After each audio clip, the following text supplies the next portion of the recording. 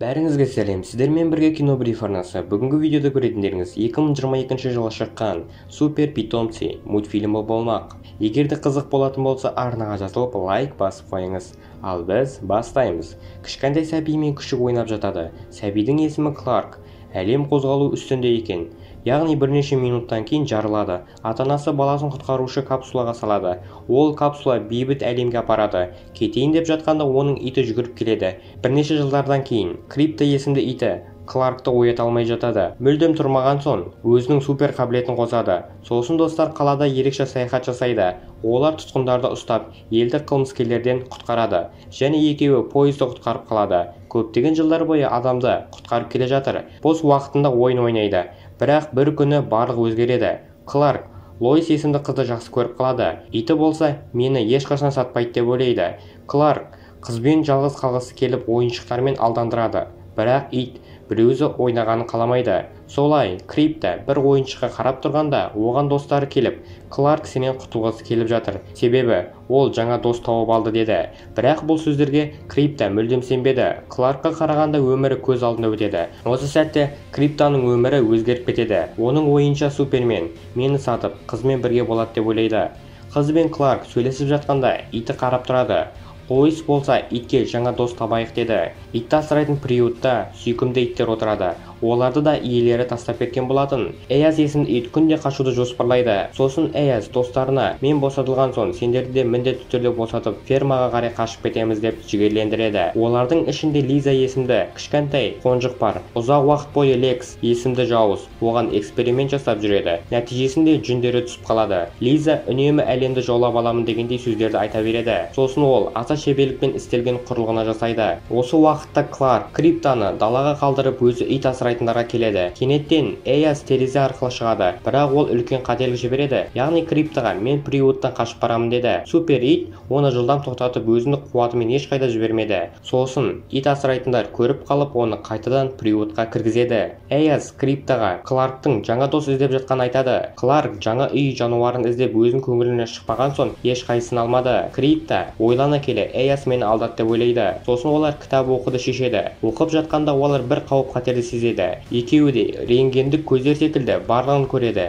Сөйтсе жауыз Лекс өзіне қарай метеорит тартып жатыр екен. Метеорит қызғылт сары түсті. Оның ішіне көптеген криптониттер орналасқан. Криптонит адамға Супермен секілді күш береді. Оларға Супермен және оның иті жетіп келеді. Солай жауыз түймені басып, жерге метеорит құлап келе жатады. Бірақ Супер ит оны жерге тигізбестен ұстап алады да Кларкқа береді. Супермен оны алыс космосқа жібермекші. Супер батырларды лазер сәулесі арқылы ұстап алады. Метеоритті Әділет лигасы ұстап алады да көптеген адамдардың жанын құтқарады. Кларк сосын ол метеоритті космосқа қарай лақтырады.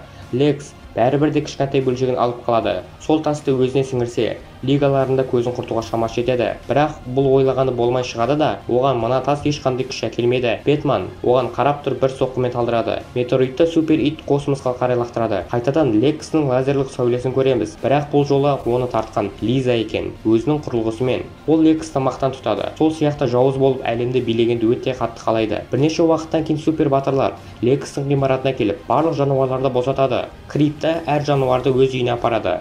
Осы метеориттің күші Лизаға әсер етіп, телекинез арқылы босатылып шығады.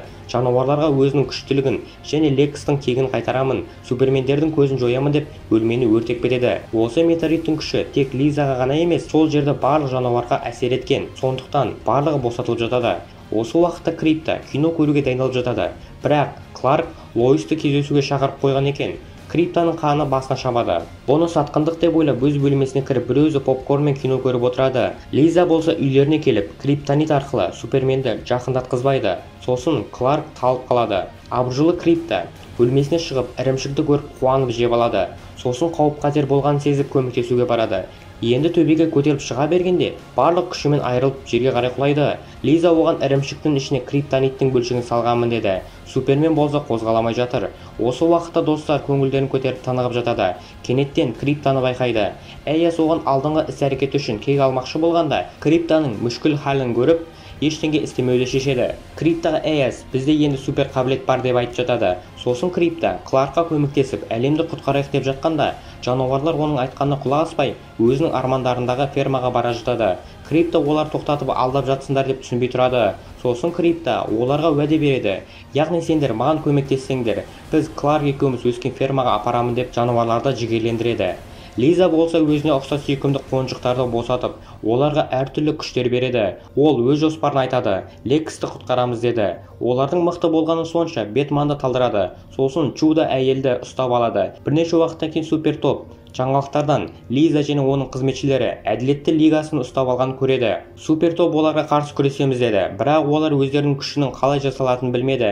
Тіптен таспаға көмектесемін деп айдалаға кетіп қалады. Лиза оңайлықпен Криптоны ұстап алып, оған Кларктың Лоисқа жүзік берген айтып жатады да қайтадан босатып жібереді. Крипто ұзақ уақыт бойы ешкіммен сөйлескен жоқ. Эйас оның қасына келіп, өзінің өмірі жайлы айтады. Кішкентай кезінде ол отбасын жақсы көрген. Сәбидің құлайын дегенін көріп, оның құтқарамын деген оймен қолын тістеп артқа итереді. Ерлі зайыптылар бұны сәбиге шабуылдады деп ойлап, ит асырайтын приютқа берген екен. Эйас оған түсіндіріп жатады. Яғни адамды жақсы көрсең, ол үшін бәріне барасың деп мотивациялық сөздерді айтып берілмеуін өтінеді. Кейіндеу Крипто Лизаны іздеуге көшеді. Лиза және оның қызметшілері түрмедегі робот күзетшілерді жайратып салады да, иесіне келіп, әділет лигасын ұстап алдым деп қуана хабарлайды. Осы уақытта Лизаға супер топ жетіп келеді. Сосын шошқа Лизаның үстіне құлайды. Бірақ Лиза телекинез арқылы Криптоны өлтіріп саламын деп қорқытып, достарын қамап қояды. Сосын Криптоны қамайды. Жауыз Лексті босатады. Иесі оны алдап абақтыға қамап қояды. Осыны көрген Лизаның қанды басына шабады. Бұндай сатқындықты енді ешқашан кешірмейді. Оның қызметшілері Лизаны босатып алады. Лиза сосын жарты сағаттан кейін әділет лигасы жарылып кетеді деп хабарлайды. Крипто абыржулы болады. Менің қолымнан ештеңе келмейді деп айтуда. Достары оған жігерлендіретін сөздерді айтып, Криптоның күші қайтадан қалпына келіп, босатылып шығады да достарын шығарады. Достарын қалдырып, өзі Лизаның көзін жою үшін кетіп қалады. Лиза болса Лексінің сатқындығын ойлап, ғимаратына келеді. Оны қамап, жарып жіберіңдер деп өзінің қызметшілеріне айтады. Сүйкімді қонжықтар бұл жолы Лизаның сөзінен бас тартады. Себебі адамдардың қиналғанын мүлдем қаламайды. Ашуланған Лиза оларды жазалайды. Енді өзі түймешін баспақшы болғанда Крипто келіп өзімен әкетіп қалады. Өкінішке орай телекинез арқылы түймені басып қояды. Солай төбеге ракета ұшады. Ракетаның ішінде әділет лигасы бар екен. Қонжықтар оған барған үтір-нүктесіне дейін түсіндіреді. Крипто ойланбастан сол ракетаны тоқтату үшін барын салады. Бірақ Лиза оған таңдау қояды. Бір жақта Кларктың махаббаты, екінші жақта әділет лигасы. Бақытына орай осы сәтте достар көмектесуге келеді. Крипто Лоисті құтқарса, достары топтық жұмыс арқылы өз істерін жүргізеді. Біреуі есігін ашып берсе, екіншісі оны құтқарып жерге қарай құлайды. Осы уақытта ашуланған Крипто Лизаны ұта бастады. Тіптен криптонит сынып қалса да, ол берілмейді. Сосын телекинез арқылы метеоритті ми талшықтарына енгізеді. Сосын нәтижесінде ол алып құбыжыққа айналады. Әділет лигасы, супер топ барлығы бірге бірігіп шабуылдайды. Соның өзінде ол берілмей барлығын жан-жаққа ұшырып жібереді. Құбыжық Криптоға күліп жатып, жақсы көрген адамдарыңды құртамын деді. Супер ит болса, күннен нәр алып, апперкот беремін деді. Бірақ сол соққының нәтижесінде екеуінің де өлу қаупі бар. Ойлана келе Крипто күнге келеді де, өзіне қуат алып, Эйастың айтқан сөздеріне ойланып, бар жылдамдықпен қарай жерге қарай келе жатады. Барлық күшімен құбыжықты ұрып жібереді. Лизадан криптониттер төгіліп жатады, ал Крипто өлуге дайындалып жатыр. Бақытына орай Эйас дәл кезіне келіп, өзінің қабілетімен Криптоны құтқарып алады.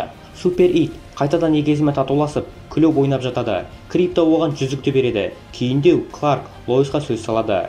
Барлық супер батырлар өзіне көмекші жануар алады. Барлығы күліп ойнап жатады. Кейіндеу барлығы бірігіп, келесі құбыжықты құрту үшін бет алады. Сонымен достар, осымен мультфильм аяқталды. Қызық болды десеңіз, барынша қолдап, арнаға жазылып, лайк басып, өздеріңіздің белсенділіктеріңізді көрсетсеңіздер. Сіздермен бірге болған Кинобриф арнасы келесі видеомызда көріскенше.